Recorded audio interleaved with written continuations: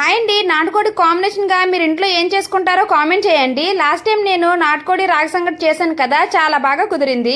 ఇప్పుడైతే కొబ్బరి పాలతో కొబ్బరి అన్నం చేస్తున్నాను. కొబ్బరి అన్నానికి నాటుకోడికి కాంబినేషన్ అయితే చాలా బాగుంటుంది. ఒకటి పెద్ద సైజు కొబ్బరికాయనైతే తీసుకున్నాను. పగలగొట్టుకొని మిక్సీ చేసి పాలనైతే తీసి పక్కన పెట్టుకోవాలి. ఒక గ్లాస్ బాస్మతి రైస్ ని బాగా కడుక్కొని 2 గంటల పాటు నీళ్లు వేసి నానబెట్టుకున్నాను. కుక్కర్లో కొద్దిగా నెయ్యి వేసుకుని చూపిస్తున్న బిర్యానీ స్పైసెస్ అయితే వేసుకున్నాను. అందులోనే 4 పచ్చిమిర్చి, 1 ఉల్లిపాయని వేసుకొని బాగా గోల్డెన్ కలర్ వచ్చే వరకు ఫ్రై చేసుకోవాలి. కొద్దిగా అల్లం వెల్లుల్లి పేస్ట్ కూడా వేసుకొని లైట్ గా ఫ్రై అయిన తర్వాత ముందుగా నానబెట్టుకున్న బాస్మతి రైస్ ని కూడా వేసుకున్నాను. 1 గ్లాసు బాస్మతి రైస్ కి 1.5 గ్లాసు కొబ్బరి పాలను అయితే వేసుకున్నాను.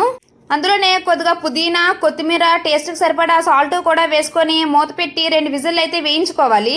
అంతేనండి, ఎంతో టేస్టీగా ఉండే కొబ్బరి అన్నం అయితే రెడీ అయిపోయింది. చికెన్ కర్రీ కూడా రెడీ చేసుకున్నాను. టేస్ట్ అయితే అదిరిపోయింది. ఇంకో మంచి వీడియోతో కలుద్దాం. Bye bye.